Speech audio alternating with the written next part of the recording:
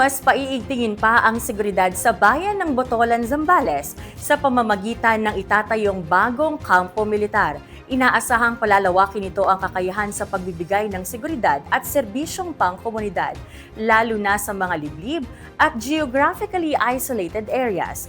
Narito ang detalye mula kay Ram Servania. Isang mahalagang hakbang tungo sa mas matatag na seguridad sa gitnang Luzon. Ang formal nang sinimulan sa bayan ng Botolan, Zambales. Sa isang groundbreaking ceremony sa Barangay San Juan, inilunsad ang konstruksyon ng permanenteng kampo ng 69th Infantry Cougar Battalion sa pangunguna ng mga opisyal ng pambansa at lokal na pamahalaan, PNP at ng Philippine Army.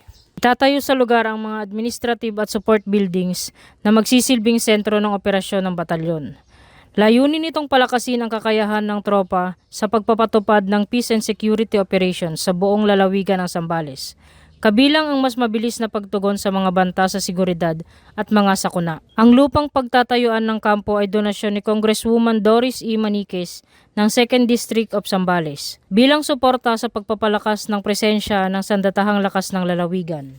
Ayon sa mga opisyal, ang proyektong ito ay isang estratehikong inisyatiba upang mapabilis ang deployment ng persa at mapanatili ang pangmatagalang kapayapaan at kaayusan sa komunidad.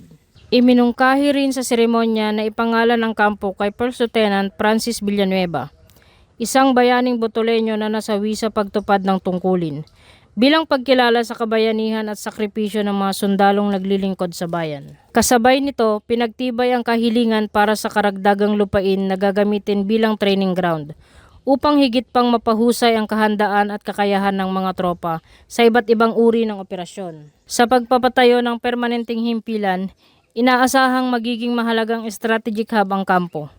Magpapalakas sa koordinasyon ng militar at lokal na pamahalaan. Magpapabilis sa operational response at magtitiyak ng mas ligtas na kapaligiran para sa mamamayan ng Zambales. Sa pamamagitan ng proyektong ito, mas pinagtitibay ng Philippine Army ang mandato nitong pangalagaan ng teritoryo at komunidad. Isang malinaw na mensahe ng seguridad, katatagan at kaunlaran sa Zambales ay nananatiling pangunahing prioridad ng pamahalaan. Mula rito sa Botolan, Zambales, ako, si Ram Servania, ang inyong pamilyang kaugnay.